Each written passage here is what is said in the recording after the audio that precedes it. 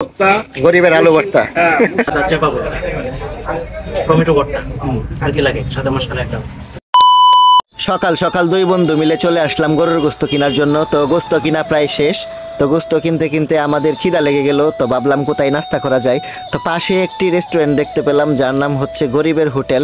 তো আমরা দেখে খুব অবাক হলাম, হোটেলের নামও গরিবের হোটেল। তো এখানে গরু, খাসি, মুরগি, দেশি, ছোট মাছ ও 20 প্রকারের ভর্তা সুব্যবস্থা রয়েছে। তো এই হচ্ছে গরিবের হোটেল। ভাবছিলাম আমরা পরোটা খাবো, যেহেতু এখানে ভর্তাবাজি পাওয়া যায় উপরে লেখা। তো দেখি কি ভর্তাবাজি এখানে পাওয়া যায়, আজকে ভর্তাবাজি দিয়ে খাবো। তো এই হচ্ছে হোটেলের ভিউ ভিতরের।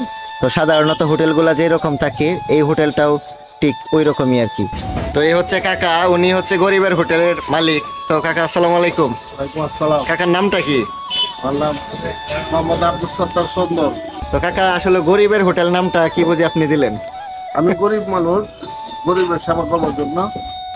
ও, গরিবের সেবা করার জন্য নামটা দিচ্ছেন গরিবের হোটেল।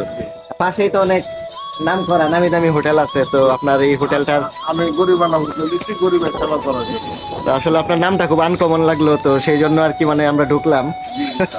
ভালোই লাগতেছে। তো দেখা যায় এখানে অনেক ধরনের বাংলা খাবার পাওয়া যায়। জি, বাংলা খাবার, সেবার ভর্তা, টমেটো ভর্তা, মুরগির গোস্ত, তেলাপিয়া মাছ, শিং মাছ, ট্যাংরা মাছ, মলা মাছ, এটি হলো শুটকির তরকারি, এটি হলো ভেন্ডি ভাজি, এটি হলো জালি কুমড়া ভাজি, এটি হলো আলু ভর্তা, গরিবের আলু ভর্তা।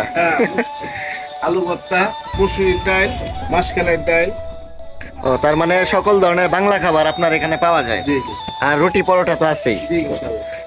সকাল সকাল ভাবছিলাম পরোটা খাবো, কিন্তু এতগুলা বাংলা খাবারের আইটেম দেখে ভাবলাম যে গরম ভাত খেয়ে নেই। তো আমরা গরম ভাতের সাথে চেপা ভর্তা, মাসকলাইয়ের ডাল, আলু ভর্তা, টমেটো ভর্তা, তারপর শুটকি ভুনা এবং চাল কুমড়া ভাজি অর্ডার করে দিলাম। আলু ভর্তা, চেপা ভর্তা, টমেটো ভর্তা, আর কি লাগে সাদা মশলা একটা। তারপর আরো আছে শুটকি ভুনা।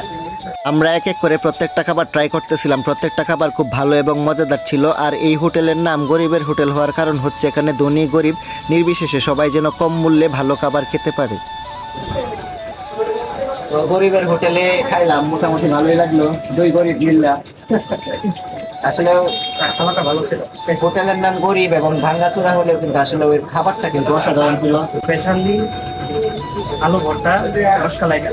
হ্যাঁ, আলু ভর্তা, মশলার ডালটা অনেক ভালো লাগছে। অল্প টাকার মধ্যে আসলে যারা আপনারা বাংলা খাবার খেতে চান তারা অবশ্যই চলে আসতে পারেন এই গরিবের হোটেলে। আশা করি এর খাবারটা আপনাদের কাছে বেস্ট এবং খুব ভালো লাগবে। তো আপনারাও চলে আসবেন গরিবের হোটেলে, আশা করি ভালো লাগবে। আর ভিডিওটি যদি ভালো লাগে অবশ্যই লাইক, কমেন্ট এবং শেয়ার করে পাশে থাকবেন। ধন্যবাদ সবাই।